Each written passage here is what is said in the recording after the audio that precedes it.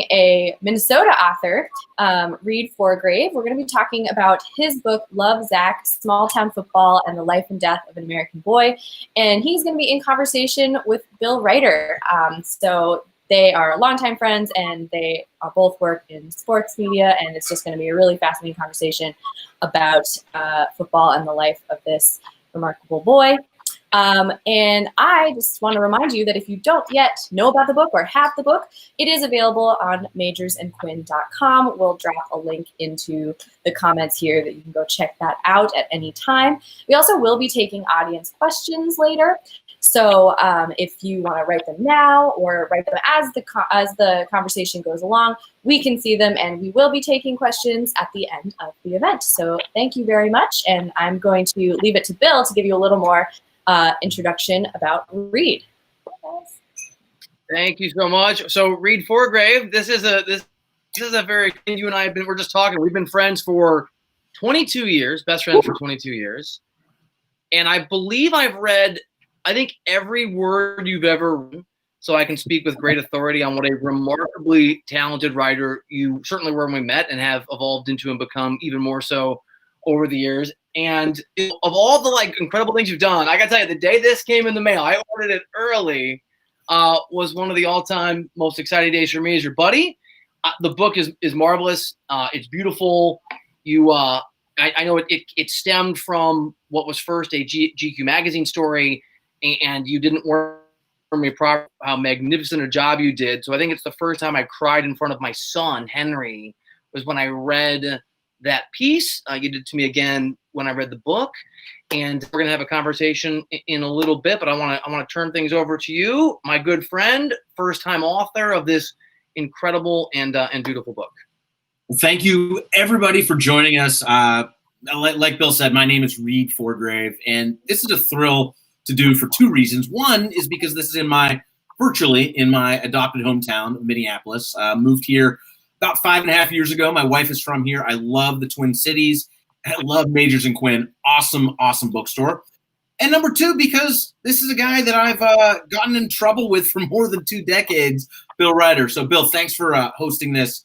Really appreciate it, and appreciate you guys all coming out to hear about and hopefully support this book and support great independent bookstores like Majors and Quinn. I want to start this out by telling you a little bit about a young man named Zach Easter, the title character of my book, Love, Zach.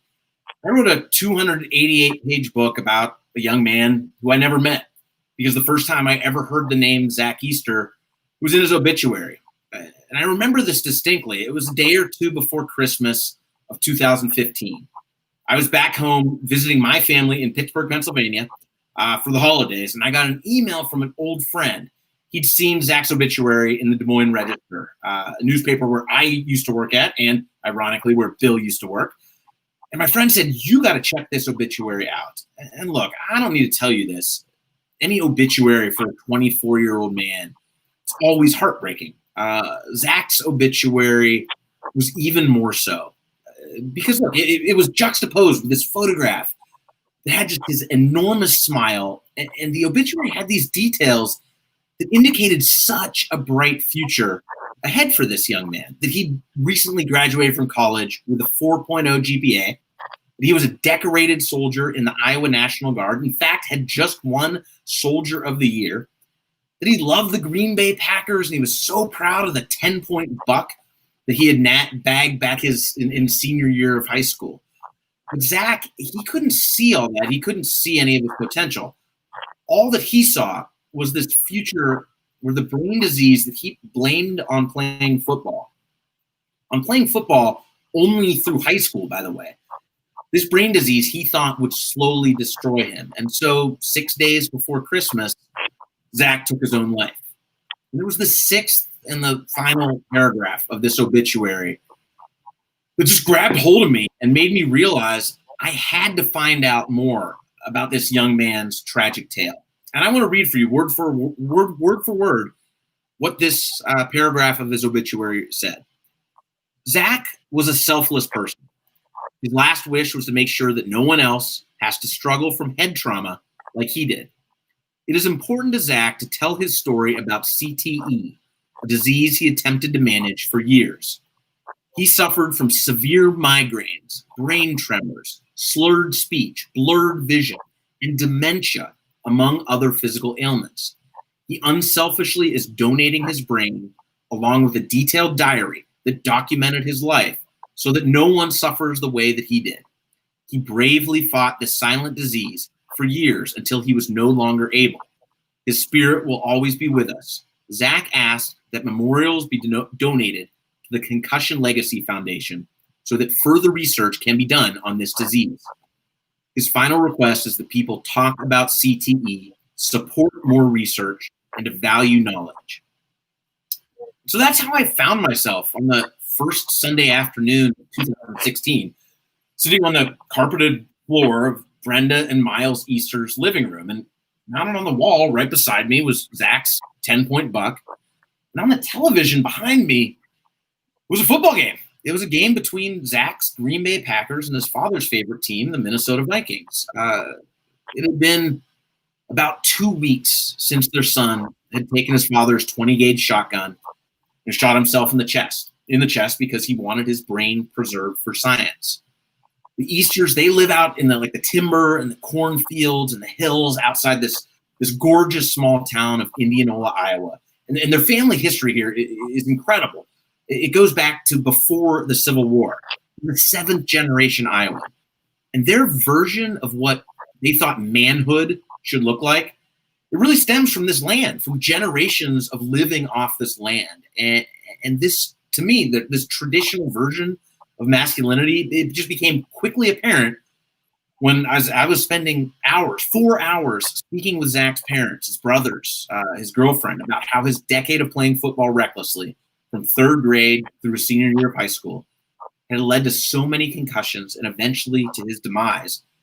This whole time that we're talking, all the men in the room, myself included, we kept sneaking glances at the television. We kept pulling out our phones and checking our fantasy football scores. And that, to me, I think just said so much about how we think of masculinity and how we think of football in this country. I've spent a big chunk of my career examining human suffering. In a really weird way, it's what I'm good at. And I honestly believe, to my core, that great meaning about the human condition can be derived from the lessons that we learn from very painful tragedy. And I'm comfortable steering into that pain. But I remember from that first afternoon when I met the Easter family, I could tell there was something different, just something special, something vital about Zach's story. The first part of that was that Zach left behind these reams of journals that documented his decline in this incredibly personal and very frank way. And his family graciously, and I'd say courageously, gave those journals to me. It was remarkable to be able to watch those mood swings, the confusion, the unpredictable, self-destructive nature of this disease, this insidious disease, chronic traumatic encephalopathy. It's the brain disease that's become associated with football as well as other contact sports. But look, beyond Zach's personal tragedy, and this book is very much about Zach's personal tragedy, but what makes his story, I think, a vital tale about today's America is what he represents. It's a book about sports, but this is by no means a sports book. It's a book about what it means to be a man in 21st century America. It's a book about parenting. I have 2 young sons, and this book made me think deeply about how to raise a man in this age. It's a book about what parents, what fathers pass on to their sons. It's a book about that blurry line between what I'd call traditional masculinity and what a lot of people call toxic masculinity. Where does that blurry line really lie? It's a book about America, how we're so addicted to violence, not just in our sports, but in our everyday lives, how it's very much that violence, it's very much a part of who we are as human beings. It's a book about, frankly, what we value as a nation. Ultimately, though, I do hope that this book is a book that honors Zach's wish, his dying wish, to bring to the forefront his concerns about the safety of the sport that he and much of his family still deeply, deeply love, despite everything that's gone on with them. So, first of all, I want to say thank you for Majors and Quinn. Thank you for sharing Zach's story with your customers, with your readers. I want to end with the final words from a typewritten document, a 39-page document that Zach wrote that he printed off and then he left in his childhood bedroom before he took his own life. These are Zach's final words. Take it with grace and know I love you all. Spread the word of mental illness and concussions, and over time, please spread my story. Great things can still happen from this event. Think of all the lives that can be saved if all of you come together and help people by spreading the word. This is my book, Love, Zach. I don't need to tell you this. It's not the feel-good book of the year, but I do think this is a story that parents should read, that football fans should read, not to make you hate football, but to make you think deeply about it. And frankly, if you already hate football, I think this book could make you think deeply about that. So I'd love to bring in my good buddy Bill, who's been with me the whole all this like long, arduous, frankly like almost 5-year journey from meeting Zach's family that day to just a couple weeks ago when this was finally released. Bill, appreciate you doing this, man. I can't believe it's been 5 years, and I know that I've been fortunate enough to have you on the radio show that I host a lot, and talking about the book and all the issues that you touched on. And if I can, Reid, do you mind if we just geek out a little bit on the writing end for sort of the start of this conversation? Because I actually have never asked you some of these questions because I didn't want to I don't want to bother you. Get in my head. Process you were adopting. So no, I'd love. I mean, what a scary. Let's do it. One more reason this is special. Bill, you essentially helped teach me narrative writing back in those Des Moines Register days. So yeah, I would love to do that. Taught each other. I mean, we're writing coaches to each other. And I'll go all the way back to the University of Missouri, the Missouri Journalism School, where I met you, when I will note you were wearing a pink shirt, and you are wearing a pink shirt today, as we talked about at your wedding. And I think I love it because you have always been one of those guys been really comfortable with your masculinity and have avoided the toxic version of that, whether it's as a writer or repeatedly striking me out in a wiffle ball game that would often end in fights when we were grown men in Des Moines, Iowa. And, one of the sort of commonalities of our friendship career has been this love for what we were taught was narrative journalism back in college, going back to Jody Sal in a class at school. And we used to outline, these stories when we worked in Arkansas and worked in Des Moines. And then I think over time, both of us were able to sort of do it more or less off the tops of our head. There's nothing scarier than the blank page. And I know that for you and for me, when you were writing 2,000-word stories, when you were writing 5,000-word stories, when you were writing magazine stories in the New York Times Magazine or GQ Magazine, the empty page of a book that's going to be tens of thousands of words, did you revert back to very specific outlining to figure out a structure? Not wing it, but do it in your own brain. How did you actually begin the process of tackling how to tackle this thing as a first-time author? Yeah, I mean, I had no idea how to write a book proposal. And I thankfully had an agent who coached me through it. And if I didn't have a great, not even great, but just a very solid outline / structure for this book, I think it would have been an impossible task. What I essentially did was I broke this book up into 10 magazine articles. Writing 100,000 words felt just like way too much to even think about. But writing 10,000 word magazine articles, I could do that, give myself a deadline. So what I did, I don't want to say it's a formulaic structure because it's not. It follows Zach's life more or less chronologically, has some flashbacks in time. But each chapter represents one section of Zach's life. The opening, there's a prologue, which I'm going to read a little bit to you guys later. But the first chapter is Zach as a kid, growing up in small town Iowa, this rambunctious kid, and kind of how he fell in love with football. And I very intentionally structured it so the beginning and end of each chapter was about Zach, but the middle of each chapter is sort of that like second section in a New Yorker story where it's like, we're going to look at the history of football and what it means to America. So like, and I tried to make that match that section of Zach's life. So the first chapter of the book about how Zach fell in love with football. The middle part of that chapter is all about how America fell in love with football. And I pinpointed one moment, the 1958 NFL championship game, where it seemed like there was this sea change, this incredible game. But what really did was it represented how football had officially taken over from baseball as America's pastime. There's a chapter that's all about Zach's father and how he instilled, hey, you got to be a man, you got to play football, you got to go hunting.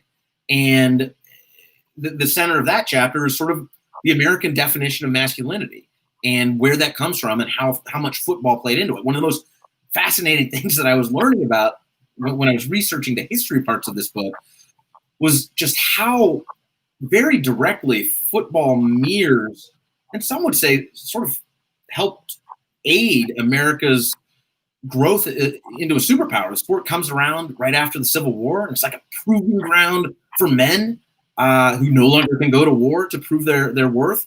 As a society is becoming more industrialized, this is a way to sort of prove your manhood, and you watch it grow all the way through the late 19th to 20th century, and it just mirrors the military, corporate America's growth as a superpower. There's a chapter that's about Zach's doctor and his medical problems. The center of that chapter is all about the science of PTE. So if I didn't have this structure, I would have gotten 20,000 words in and been like, I don't know what I'm doing now. But I feel like from the top, I had a very solid structure that made sense, and I can break it up into chunks. And without that, I mean, it just would have been too intimidating, right? We've all been to the I don't know where the hell I'm going with stories much shorter than that. And by the way, if you have questions, if you're watching, please drop them into the chat. We will get to them. They can certainly collect. And good news to Reid's family and to my family, we do not have a nepotism policy here on The Conversation. So you know, Reid's mom, hello, Reid's mom. It's been too long. You can certainly drop a question here in the chat if you want, or my wife or anyone who's out there and has questions. And I can speak from experience, just because Reid's my closest friend and I'm a jerk, I guess. I ask Reid the most difficult questions I can think of on national radio, and he always handles them marvelously to my great frustration. So you can ask anything you want. And one of the things I want to ask you, Reid, I don't think it's a tough question, but I'm really interested. I've known you a long time, and as a journalist, I think you are remarkably talented, and you also have a deep amount of empathy that makes you a very skilled reporter. I also know that over the years, it's part of the struggle for all journalists who take their journalism serious and the people they write about seriously. There's this balance. You have to tell the truth, and you sometimes when you tell the truth about people, even the good truth, people can get angry. I mean, holding them up to difficult, nuanced realities of human beings does not always engender the responses that we think. You just never know. And you read Zach's final words and his desire to have his story and his struggle and what he thinks it meant spread. And you're a father. I'm a father of two children, a daughter and a son. And we're just thinking about Zach's family, knowing that you are going to be the person with the actual platform, right? Because GQ Magazine, it becomes a book. Do that for better from their perspective, for worse. How have they? I think the book is beautiful. I think it's fair. I think it's nuanced. It's not. You're right. It's not just a football story. It's not just it's about parenting. It's about America. It's about polarization. It's about complications in a time we don't do that well. But it's not my son or brother who was lost. How has the family responded to the book? It's a great question, and one of my, I think, flaws as a journalist, but I think makes me fully human, is that I worry too much about what my story subjects will think when I write about them, whether it's a newspaper story, a magazine story, or in this case, a book. And I was terrified what specifically Zach's mom, Brenda Easter, would think about this book. To a lesser extent, what his father and his girlfriend, Allie Epperson, would think about this book. And I made a very clear deal with them at the beginning that there would not be pre-publication review of this book. And they were good with it because, and I think this is like the journalist, the blessing that Zach gave his family when he left behind all these writings and specifically said, tell my story, make some meaning out of my life and my death, is that it gave them a charge. So they weren't just like stuck in mourning. They still mourn their son's death every single day. It absolutely tortures his father, who is this, man's man who isn't someone who's just going to, go to therapy about it. He's just going to go with a couple beers in the backyard and go hunt. And that's his therapy. But it absolutely tortures him. That said, Zach gave them a reason to tell his story. And not just to tell his story like, yay, Zach's a good kid, but tell his story in the way that this book is written, which is, hey, Zach was full of potential. And he is was this like, he was a mama's boy. He was hilarious. His nickname was Hode, which was like a shortened version of the dog Odie from Garfield, which is like Odie's friends with everyone, kind of a little bit silly and but type of kid that was friends with absolutely everybody. But they also wanted this book to be about the awful moments. This book had to be a warts and all type thing. So the fact that Brenda Easter especially took this as her charge. This is one of her life works now to make. She founded a nonprofit foundation called CTE Hope. You can read about them at ctehope.com in her son's honor to do research about to help research about concussions and CTE. So in that way, the family loves that it's out there. That said, Brenda Easter, I asked her right after the book launch, I was like, how are you doing with all this? Because she had, Des Moines Register had written a story about her a week or two before the book was launched. She's like, I'm kind of dreading this book being launched. One of the things that she wrote, or one of the things that she told me was, I'm having nightmares. I've been having nightmares every night leading up to the book launch and since then. It's incredibly personal, but that's what they want. I was sort of accidentally, the publisher sent them galleys of the book a couple months ago, which I didn't actually want them to do, but it just kind of got mixed up in communication. And so Zach's mom and his girlfriend got this book about 2 months in advance. And I was worried that they were going to say that they were going to have issues with some of this really painful stuff. And Allie, his girlfriend, had one minor correction about a date. It was like a Saturday instead of a Friday. And his mom didn't have anything. And it was painful for her. There was one detail, during the fact checking of the book, there was one specific detail that Brenda asked me to leave out. That was one thing that was too painful for the family. And if they're going to go in this deep with me, and it was not an essential detail to the story, something that was sort of just embarrassing, and I absolutely left it out. But I was terrified what they were going to think about it, because you've done this before. There's some intimate things in that book. Really intimate, the most intimate things in that book. Yeah, absolutely. I know, Allie, there's a sex scene in the book, and Allie was like, I don't know, I kind of want to tear that page out so my parents don't read it. But I think she liked it for her parents. But yeah, I mean, I think that was the blessing for me as a journalist, is that I had a family and a girlfriend that were so motivated to tell the absolute worst about their son, knowing there was good to come of it, and that was kind of his final wish. Let me ask you one more writing sort of structural approach question. Then I know you're going to read us some of the book, and I see some of you are dropping questions, thoughts, comments into the chat. That's great. Please do. Reid is accustomed to being grilled. You don't have to grill him, of course, but if you're feeling aggressive, it's certainly grill him. Grill Forgrave. The best stories, and you've had a really interesting career. For people that don't know, if I just sort of work where you are backwards, New York Times Magazine, GQ Magazine, Freelander. You write news stories of the highest and often most complicated order at the Minneapolis Star-Tribune right now. You were a CBS Sports national columnist and NBA writer. You were on television and writing for Fox Sports before that. You were at the Des Moines Register, the Cincinnati Enquirer, the Arkansas Democrat-Gazette. You've won a multitude of awards, writing awards. You've been writing for a really long time. And sort of whatever you're doing, right? I know you've always approached this as a writer, and when you were doing TV, whatever the story, you try to tell stories about human beings. And maybe the easiest way to do that as a writer is what is a profile, and you sort of flesh it out beyond that. Almost always, even when you're writing much, much shorter things, you're writing stories in what you do for a living about people who are alive. And that gives you the opportunity to visit with them and to talk to them and get to know them and feel like you hopefully have a real sense of who they are as a person. I remember you did a story on Ryan Sandberg former Cub, and you went out there and spent time with him and got to follow. This is your first novel, and you've talked about the worry you have about doing justice to this young man in what is a beautiful read, but very complicated story that is about more than just one young man who took his own life. It's about America and all the things you talked about. What were the challenges as a writer? What were the things you did as a writer, now as an author, to try and understand a main character who died before you would ever have had a chance to meet him and talk to him?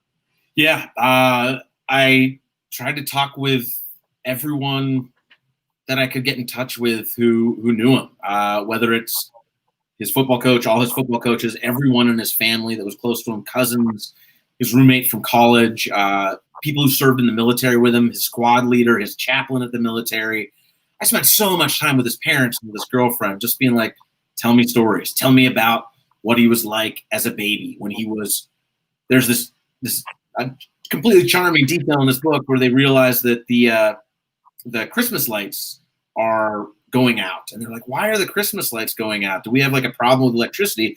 Well, it turns out it was a 2-year-old Zach taking a baseball bat and swinging it at him. And that was Zach.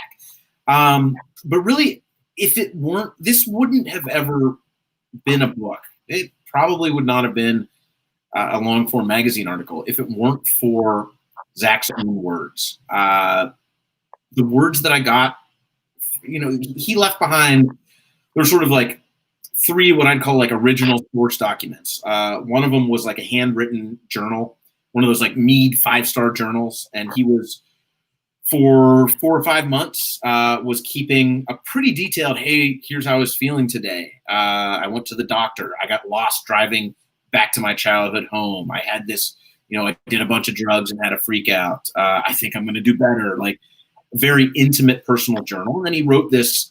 So that's one of them. Another of them is this sort of semi-autobiography that he wrote. He titled it Concussions, My Silent Struggle. And it basically talked about his whole life through the lens of why he wanted to play football and how he was always a little bit small, but he'd just be fearless, completely fearless. And then the third one, which was really helpful because it was intimate and honest and in the moment, so I could sort of timestamp things. Allie, his girlfriend, gave me pages and pages and pages of their text messages between each other from the last 2 months of his life. And a lot of these writings were when he was at his worst. I had to do a lot of reconstructing old Zach. He keeps on referring, I just wish I could be the old Zach Easter again. I had to do in interviews, find that stuff. But all this stuff was able to document sort of in real time his decline. And without that, this wouldn't have been anything. I mean, it would have been something, but it wouldn't have been a book. And I think that is ultimately the power in this book is that Zach, I never met Zach Easter. I see a little bit of him and my 4-year-old son when I speak to Brenda about what Zach was like as a kid, just a little bit devious, always joyful, kind. I look at my son Lincoln and I'm like, oh, you get some of that Zach Easter in you, and it makes me want to be cautious with him. But being able to sort of hear his voice from beyond the grave that's I think ultimately where the power of this book really lies. All right, we're going to get into some of that, and I do want to ask you, Reid, in a little bit about how this is impacting football and some of the other political and polarizing realities of writing a book about something so nuanced and so polarizing. And I see comments coming in. I see questions, some great ones. Keep dropping them in the chat. We will get to them. We want to grill Reid and/or just explore what it was for. I know, having watched a remarkably difficult and meaningful and successful process for him as a first-time author, and the book is absolutely beautiful. Annie, if you're watching, you can take me down so people don't have to look at my face. I don't know if the technology works that way because I know, Reid, you have a portion of the book that you're going to read for us now. Yeah, so I'm going to read the prologue. It's short. This will be no longer than 10 minutes. A little bit of a, I guess you call it a trigger warning. This is intense. This is dark. And I think this really gets at a lot of the themes of this book and does so in hopefully a gripping way. So this is actually from Zach's first suicide attempt.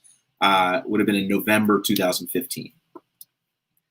Zach Easter stood on the long wooden dock leading out onto Lake Aquabi, gripping the .40 caliber pistol he'd given his dad for Father's Day, not even 5 months before. The sun had dipped over the horizon on the other side of the Y-shaped lake. Leaves lay in heaps on the fringe of the woods. The gusty November winds died down as the sun sank on the horizon, but there was still a chill in the air. Winter was coming. Zach took out his phone and snapped a picture. He posted it to Snapchat, ignoring the frantic phone calls that were pouring into his phone. "God bless America," he captioned the photo. Where is Zach? All around Zach's hometown, friends and family were terrified. They'd seen his Facebook post a few minutes before. "If you're reading this, then God bless the times we've had together. Please forgive me. I'm taking the selfish road out. Only God understands what I've been through. I will always watch over you." They needed to stop him, but how? They didn't even know where he was. From the house where Zach grew up, a few miles away and amidst fields of corn, his parents called. Zach did not pick up. From the small town just down the street, where Zach had played high school football, and from Des Moines, the big capital city, not quite 20 miles to the north, his friends called. Zach did not pick up. At 5:36 p.m., a college roommate texted him. "Hey, what are you up to, bud?" No reply. From the law school at Case Western Reserve University, almost 700 miles away in Cleveland, Ohio, Allie Epperson, Zach's girlfriend and the only person to whom he fully confided his struggles with his rapidly deteriorating brain, called. Zach did not pick up. She called again. He did not pick up. She called again. Finally, Zach picked up. There was terror in his voice. "I can't do this," he told her. "It's never going to get better." Allie, a vivacious law student who in many ways was Zach's opposite, a bleeding heart liberal who balanced out Zach's dyed-in-the-wool conservatism, was freaking out. How many hours had she spent on the phone with him, talking about the disease that seemed to be eating his brain from the inside? How many times had the two talked about the sport he loved, the sport that had consumed much of his childhood, but now seemed to be consuming the rest of his life as well? How many times had she told him that a real man was not stoic and unfeeling, that a real man must face his demons instead of suffering silently in deference to some antiquated ideal of masculinity? How many times had she told him not to apologize to her, that she loved him despite the crazy stuff that was going on, and that they would work through it all together? Earlier on this day, Friday the 13th of all days, in November 2015, he had apologized again. "I'm sorry you fell in love with a guy with a ducked-up brain," Zach had texted her, his phone's autocorrect softening the swear word. He'd awoken early, started drinking, and called Allie in a panic late in the morning, shit-faced and swerving his car around the suburbs. She coaxed him to drive into a gas station, then into a Jimmy John's to grab a sandwich and sober up. She calmed him like she always did. He'd apologized like he always did. She texted him back. "You can't choose who you fall in love with. You just fall in love." Then he texted an ominous reply. "If anything happens to me, just by a chance of luck, tell my family everything." Now things were happening. A friend noticed the setting of Zach's Snapchat photo, the beach on Lake Aquabi, where Zach and Allie had escaped to in the summer to get away from high school friends and stare at the clouds. The lake was just down the road from his family's house. The lake's name is derived from an ancient Algonquian language. It means resting place. Allie kept Zach on the phone. "Listen to the sound of my voice," she soothed him. "Listen to the sound of my voice." "I'm losing my mind," he cried. "This is it for me." One Warren County Sheriff's Office cruiser came speeding down the winding hill toward the lake, followed by another. "Allie, did you send these cops here?" The cops got closer to him. He started apologizing to Allie, and he told her he wanted his brain donated for research. Then Zach's phone cut out.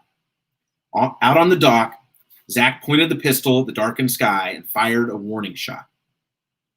That is when a pickup truck sped down the hill and slammed to a stop next to the lake. Zach's father, a burly former high school football coach named Miles Easter, jumped out. The parking lot quickly filled with squad cars. One deputy, a former all-conference linebacker who played for Miles on the same high school team Zach had played for, trained his assault rifle on Zach. Lasers from other police rifles danced on Zach's body. The evening was dark, and it was getting cold. Miles saw the cherry red 2008 Mazda 3 Zach called Old Red. He peered into the window of his son's car. He saw an empty six-pack of Coors Light, an empty bottle of Captain Morgan rum, and a pill bottle. Floodlights illuminated Zach. A black curtain fell on the water behind him. Zach stood up from a picnic table and walked down the pier toward a wooden fishing hut at water's edge. A few more steps and he'd be inside, alone on the water, out of sight. "Put your gun down," the deputy shouted. "Nope," Zach yelled with an anguished laugh. "Not going to do that." In a flash, Zach's father realized what was happening. Zach wants the police to shoot him. "Fuck it," Miles said to himself. "I can't let this happen." Zach's father sprinted past the sheriff's deputies and onto the pier. "Zach," he shouted. "If he shoots me, he shoots me," the father thought. "Dad, stop!" As Miles Easter ran toward his son, Zach's face came into focus. His blue eyes looked foggy and confused. The expression on his still boyish face matched the tenor of his voice. Sad, sick, exhausted, scared, worn down by life, beaten once and for all. "Zach, I'm coming," Miles said. "Put your gun down." "Dad," Zach shouted. "Dad, stop." Then, gripping his father's pistol, Zach disappeared into the fishing hut. The door slammed shut behind him, and Zach Easter was alone.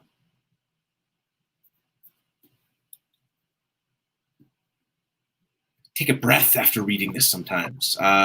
It's intense stuff, right? And the whole book's beautifully written. By the way, is incredibly. In fact, my wife Lori, who's watching, texted me absolutely beautiful writing, which was the exact same thing that I was. I mean, you are an incredible writer, and for people who are, I mean, look, if you're interested in the idea of masculinity and the line between what is healthy for a man, what is not, if you're a parent, if you're interested in football, if you're interested in, I hate the term culture wars, but the nuanced things that define America in some ways that we don't do well with nuance. The book is, but if you just love beautiful writing, what Reid just read you is a sample. We have some questions, Reid, and some thoughts that I want to get to, and I want to sort of pepper you with a bunch of questions about sort of the politics of this and how it's impacted you as a person. If you don't mind, I'm going to just get to some of these questions though. Yeah. Hi, Reid. Well, here over at the Strib, the Star Tribune, the newspaper market. Congratulations on the book release. A quick question. You write a lot of magazine and newspaper pieces. How did you know this story would be strong enough for a book? You know what's funny, and Miguel, thanks for coming, man. I appreciate it. I that first Sunday afternoon in 2016, I'm sitting in their house for 4 hours, and like within the first hour, I was like, I went there originally thinking, hey, this is a big topic, CTE, football. I'm good at writing stories about mourning. I'll write a 2,000-word story, maybe do a TV piece. At that time, I worked for Fox Sports 1. We had, at the time, had an excellent featured, like almost documentary department. I was like, oh, this would be such a great FS1 feature. Luckily, they said no. That was my first pitch. I pitched it to them. They said no. It was when they were kind of moving away from documentary stuff and more into the culture war stuff, as they tend to specialize in now. But it was, so from that first time meeting this family, I was like, this is more than I thought it was going to be. But it wasn't until, so at the time I was covering college basketball, and it wasn't until after the Final Four, I had this very busy January, February, March. And then in April, I drove back down to Iowa, and I spent 3 or 4 days talking with the family. At this point, I knew it had the potential to be a magazine piece. I'd been talking with GQ, but I hadn't seen the journals yet. And the family gave me this giant box of his writings, and I didn't know what was what. And they're like, here. And I got they set me up with a family friend set me up with a conference room at Simpson College, which is in Indianola, Iowa, in their town. And for 5 or 6 hours, I sat in that room, and I'm going through, I mean, it had to be probably like 6 different of these notebooks. And one of them was all about like Tony Robbins, the writer who does a lot of like inspirational, like motivational books. And it's like, my 8 steps to being a better man. And I'm like, oh, this is interesting, but this doesn't make a book. And okay. And then One of them just had all this medical stuff in it. I was like, oh yeah, these are interesting details, but this isn't like the meat of it. And I was just going through them in order, and I remember opening up the this black 5-star journal and seeing, a date scrawled at the top in his chicken scratch handwriting. And I think it was like June 1st, 2015. And it was like, and it basically said, "Dear Diary, okay, I've never taken a diary before, but I want to do this." And it was, it had to be 25 journal entries over the next 4 or 5 months. And this was as he was really beginning his decline. It was right around that time that he told his parents for the first time the struggles that he'd been having, that he'd been visiting doctors, that he thought he had this CTE. His parents jump in and they're really trying to help him out. But it was when I was sitting there and I'm taking pictures on my phone because I don't want to write down every single thing of the journal. I'm going to do it when I get back home. I fill up my phone with 100 pictures from his journal. And I'm just digesting this. And it's like, and this is when I first thought, like, this is Zach speaking to me from beyond the grave 4 months after he committed suicide. And his parents, again, I know I try not to use these words loosely, but like their courage for being able to trust me with these journals and their trust is just enormous. And that, it was right there where I was like, oh man, like this, at that point it was like, okay, this is my duty, not just to write a magazine article, but to get, however I can get the biggest audience for this man's story. And this incredibly important and I think very nuanced topic, how we feel about football in America, how we raise our boys into men, what we think about risk versus reward in physical sports. It was right there where I was like, I need to do more than just a magazine article. This has to be something. And it was a long process, man. Like I wrote a book proposal and didn't sell for 4 or 5 months. You remember this? I had to rewrite it, focus some of the different topics. I'd given up on it, and I was sitting at. Shout out to your agent, who was tremendous. What's that? If memory serves you, your agent was great too. Yeah, I think so too. But I was sitting at Cameron Indoor Arena at Duke University, waiting for to interview one of the players when I got a call from my agent saying, "Hey, you sold your book." And at that point, I'd kind of given up on it, to be honest. I remember it was such a lot for aspiring authors. It's what you hear, right? Like it's no 1,000 times, and then some it's yes. Here's an interesting question from someone. If you could talk to Zach today, what do you think he want to talk about? And let me add this: what would that you don't know, or that you'd like to flush out, or any mysteries that remain from the journals that you would like to be able to ask him specifically? Oh, it's a great question. I honestly, I'd be like, what'd you think of the book? Like, was this an accurate portrayal of you? I was going to ask you this. What? I mean, you're guessing, but you've done this so long. You sometimes know. What do you think he would have? I think he would think it's accurate. I think he would be embarrassed of certain things that were in his journals, because there were certain things that he was clearly like writing for an audience, but those journals were not written for an audience. Like, people don't write journals like, scroll down, here's what I did today. They don't write that for an audience. There's some incredibly embarrassing things in there, beyond just the darkness. I'd be curious, like, if he could see how the conversation has shifted in the past 5 years. If he could go to this brain injury conference that I went to, and talk to doctors at the forefront of this, who are still saying this is the infancy of the science, but they're also like, there's a long way to go before this is solved. But at the same time, they're like, you could still live a fulfilling life with this disease. It'll be different. You're not going to be the same Zach Easter, but you can find techniques to improve your memory. You can work at it and live a very fulfilling life. I'd want to know, like, because you see him pinging back and forth between hope and despair. And I want to know like where that hope came from. And ultimately, his parents and his girlfriend are pretty convinced that I'm convinced that he planned this out. I mean, it's abundantly obvious during the 5 weeks from the suicide attempt that I wrote, that I just read about, and when he completed his suicide attempt right before Christmas. His family's convinced that he never thought he was going to live. He planned to die, saw himself as a sacrifice, as a martyr in a way. That's why they refer to this as people talk about suicide being selfish. He frames this, and his family frames this as being selfless, that he's trying to help other people. But I would want to know, like, do you think you made the right decision, Zach? Do you think, looking at the rest of all this science, that you could have found some hope? Because I think he could have. And I think it would have been a hard slog, but he had a great support group around him. He had this wonderful girlfriend. He had a good family who was, over the last 6 months of his life, their eyes were very much opened to the possibility that football might have really messed him up. So I'd be curious if he could do it all over, would he have lived? And another great question would be, by the way, because he seemed to be pretty set in his mind when he did commit suicide.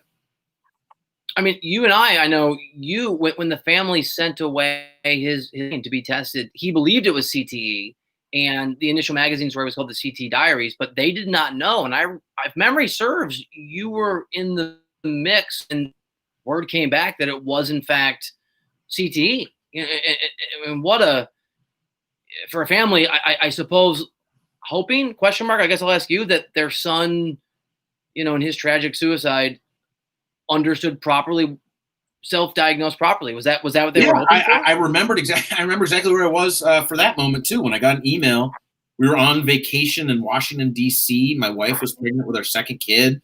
We were taking our first kid, Owen, around to all these monuments because he was like sort of into the presidents as much as a 4-year-old can be into presidents, right? He was really excited about seeing Mount Vernon. But I remember one night when we were out in D.C., Brenda forwarded me the brain report that had been sent to her by Bennett Omalu, also known as Will Smith from the movie Concussion. He is sort of the face of this, more or less, I don't want to say discovered CTE, but he identified Mike Webster, right? Like, which is essentially patient zero in football plus concussion equals CTE, that very loose formula that we have. But they were relieved in a way. That was in May that they got that, late May, that they got that brain report. And it was a peculiar type of relief. But for my purposes, I asked my editor, I was like, is this still a story if this comes back and it isn't CTE? I was worried about that. So there was a sense of relief too. Right? I mean, the answer probably no. He said yes. I wondered if it was correct, but like he said yes just because all of the focus, it becomes different. It becomes more about CTE hysteria almost, and that he was thinking. Right. Yeah, you're right. But that's a very different theme of the book. Another great question from someone here in the chat. Thank you. Continue to please, if you'd like to drop questions, Reid will answer them. I'm sure in launching this book into a much different environment, normal fall football season, etc., can you talk a bit more about what it's been like to release a book in a pandemic, and what can readers or fans do to help you amplify Zach's story and the lessons from this story? That's a great question. It's been a little bit of a anticlimactic just for me because you're on your first book launch and you hope that you're flying all over the country to do book events. This book event would just be 2 miles that way from where I live. Great bookstore. But I did one in Miami a couple weeks ago. That would have been cool to get to go to Miami, right? But we had to try to lure you to LA. Yeah, we're LA, exactly. Got one in Manhattan this month. But we had discussions with the publisher March, April, May, wondering whether we should postpone the book an entire year. We had discussions going into June and July. By July, it was more or less set. But if the NFL season were canceled or postponed, this book we purposely released it 2 days before the NFL season came out because we thought there'd be a lot of discussion. It always is. It's football season. America loves football. there's less discussion about football this year. So it's been a little bit disorienting. Like everything is disorienting in 2020, but I didn't want the paperback release, which I think is about a year out from the hardback. I'm hoping we'll do some sort of like almost relaunch of it at that point. But you hear people say, hey, everyone's reading now. Like, you got an advantage there. Audiobooks are going crazy. We have an audiobook for this. The flip side is, does someone, 2020, the most depressing year on record, do people want to read about concussion and CTE and suicide? It's either like the last thing they want to read about, or it just completely hits the zeitgeist. And I'll let you know in a couple months what the sales look like. I don't know how we're doing on time, but that dovetails into a question I wanted to ask you, and I'm curious, and you've graciously allowed me to have this conversation with you, so I'm going to ask it. So things in this country have clearly become more toxic, it feels like, as the weeks and days go by. But it's not like it was this benighted, beautiful moment in time when you began to write this book. And you obviously, remember you and I talking, you were very well aware that we were a very polarized country then. We are certainly now. And this is a very polarizing book. I mean, people, talk about concussions, they talk about football, and they run, to their polls often. As you wrote the book, both as an author trying to do justice to the story and tell it accurately, and as an author who wants to sell books, right? And you want to not turn off a mass potential group of people who could buy the books. How did you navigate in the structure you created, in the narrative that you told, in the book that you wrote, the reality that you're writing with nuance, certainly, and you do, but about a topic where people, at least when they look at a cover of a book, are not going to be thinking about nuance. They're going to immediately, and friends, I mean, I'll tell you, buddies of mine, former football players that I brought this book up to on and off the air, have responded. It's been a Rorschach test, right? They've responded very aggressively to the book based on what their personal view is on things that may have, not a lot to do with the book. This sounds silly. The number one thing is the title. There's not the word. Oops, there we go. There's not the word concussion in there.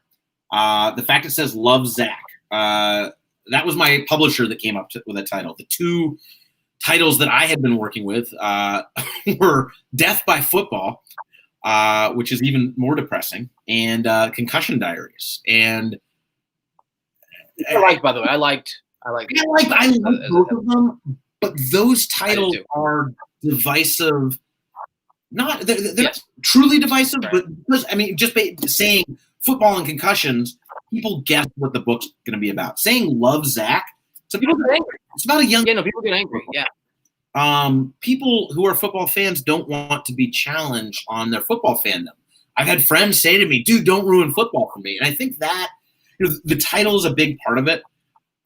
Because it is a very intimate title, and it's, by the way, this is Zach's handwriting. This is a stylized version of his handwriting from his suicide note. I did not know that. Really? Yeah. They stylized it, but that's what his handwriting looks like. And the title is a really big part of it. But the other part of it is, Bill, the way that I tend to think and tend to write. I'm not a polemicist, and this book is not a polemic. I try to see both sides of the issue, and I would hope.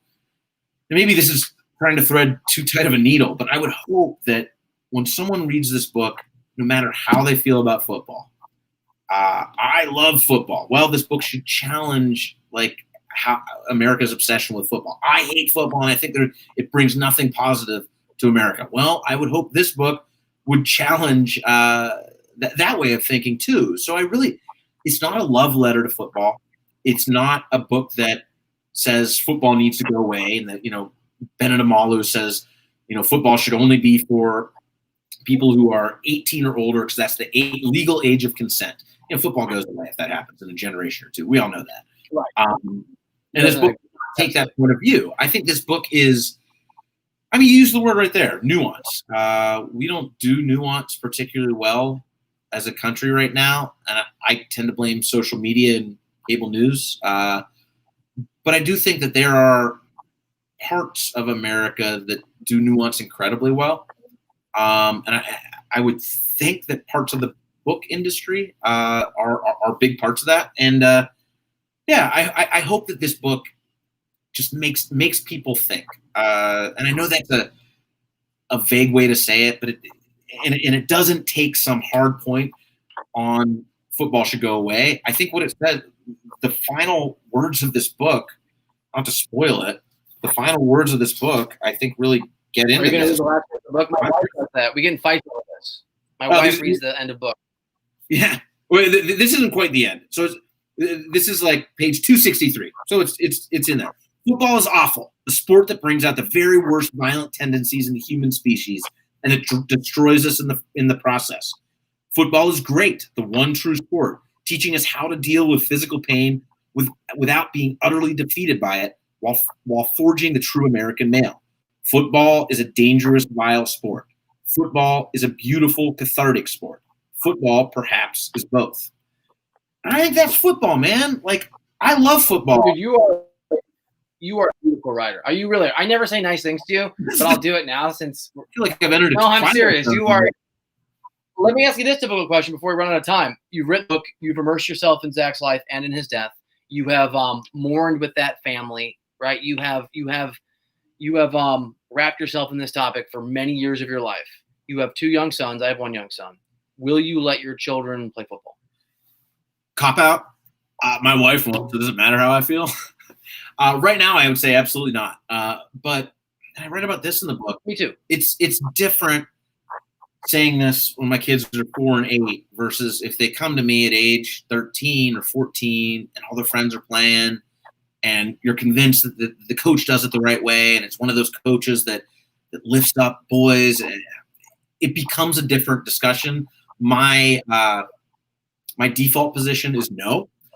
And I think my wife's and my mother is on this, I think, on this call. Their default position is not a chance.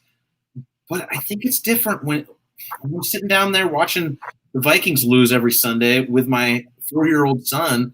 What can I say to him when he's 14? He's like, Dad, we've been watching the sport for 10 years, and now you're not going to let me play it? Dad, you're a hypocrite. It becomes a more difficult discussion. I mean, I will not let my kids box, but I like boxing. I mean, maybe that makes me a hypocrite, but I mean, my son Henry wants to do MMA, and there's no chance in hell that's going to ever happen. Henry's, I think, watching in the other room. So Henry, sorry, buddy. And I think football falls into that category now. I mean, my children aren't blessed with that ability, so it's not probably going to matter particularly because I'm their dad. And Reid, you're a slightly better athlete than I am. So, maybe it'll be an issue, but it's an interesting. I mean, the book I think it really does an incredible job navigating all the currents of football in this country, and for better and for worse, the directions it pulls people. There's a few more questions. You tell me. I mean, are we on a strict? You've never written to me to word count, and I've been limited in time in television and radio. So I mean, we could do this for 3 hours. What do you have time for one more? Do you feel good? Like what? This is your book, this is your moment. Let's do one more, man. Let's do one more. That'd be great. That would be perfect. Right, drop the hammer with the hardest question I've ever conjured for you. Here's one. Is there anything that wasn't in the journals that remains a mystery? Anything about Zach that? That's unanswered for you. Yeah. I mean, I want to know because he has these moments and he doesn't really go into them as deeply as his moments of darkness where he really sort of self-examines, but he has these moments of hope.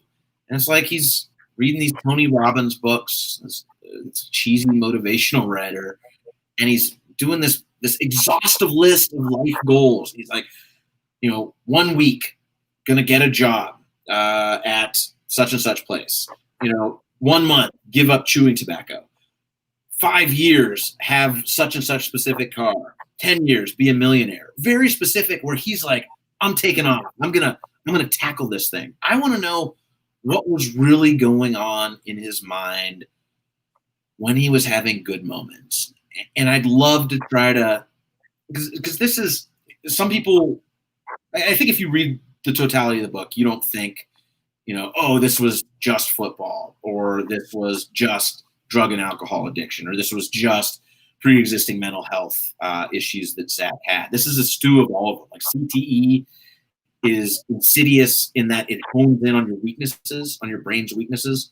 A doctor explained that to me. I thought that was such a great way of describing this disease, because if you have vision problems, CTE is going to make your vision worse. If you have memory problems, it's going to make your memory worse. If you have mental health issues, it's going to hone in on that.